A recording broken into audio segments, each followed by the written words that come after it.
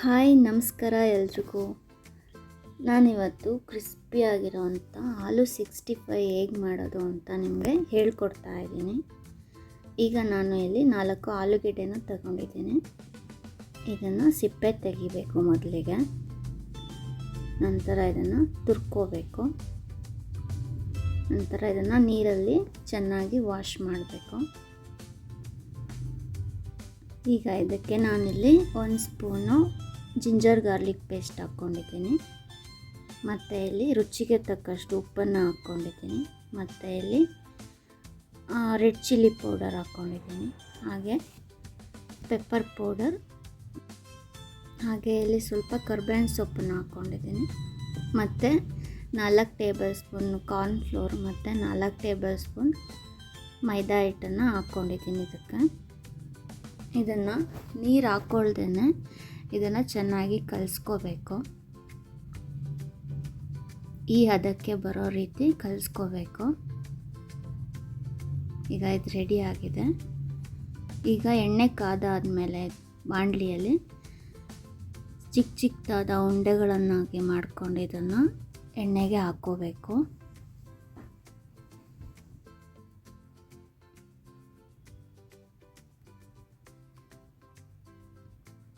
ಇದು ಚೆನ್ನಾಗಿ ಕ್ರಿಸ್ಪಿಯಾಗಿ ಆಗೋ ರೀತಿ ಬೇಯಿಸ್ಕೋಬೇಕು. ಗೋಲ್ಡನ್ ಬ್ರೌನ್ ಬರೋ ರೀತಿ ಫ್ರೈ ಮಾಡ್ಕೋಬೇಕು. ಈಗ ಇದು ರೆಡಿ ಆಗಿದೆ. ಈ ರೀತಿ ಗರಿಯಾಗಿ ಆಗಬೇಕು.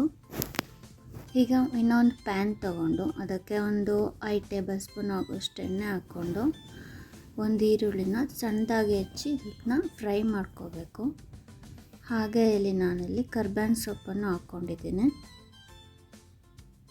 ಇಲ್ಲಿ ಸಣ್ಣದಾಗಿ ಹೆಚ್ಚಿರೋವಂಥ ಬೆಳ್ಳುಳ್ಳಿನ ಹಾಕ್ಕೊಂಡಿದ್ದೀನಿ. ಹಾಗೆ ಇಲ್ಲಿ ಒಂದು 5 ಹಸಿರು ಮೆಣಸಿನ್ಕಾಯಿನ ಸೇರಿಸ್ಕೊಂಡಿದ್ದೀನಿ.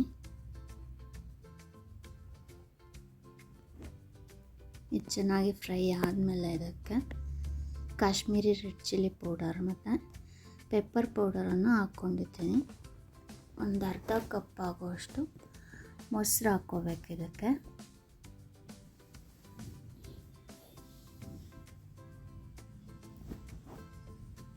ಇದು ಚೆನ್ನಾಗಿ ಒಂದು 5 ನಿಮಿಷ ಬೇಯಿಸಿದ್ಮೇಲೆ ಇದಕ್ಕೆ ಒಂದು ಅರ್ಧ ಸ್ಪೂನ್ ಆಗುವಷ್ಟು ಗರಂ ಮಸಾಲನ ಹಾಕ್ಕೊಂಡಿದ್ದೀನಿ.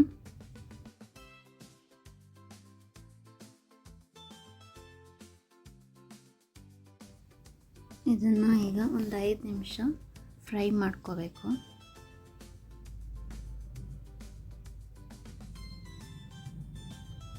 ಈಗ ಇದಕ್ಕೆ ಸ್ವಲ್ಪ ಕೊತ್ತಂಬರಿ ಸೊಪ್ಪನ್ನು ಹಾಕ್ಕೋತಾ ಇದ್ದೀನಿ.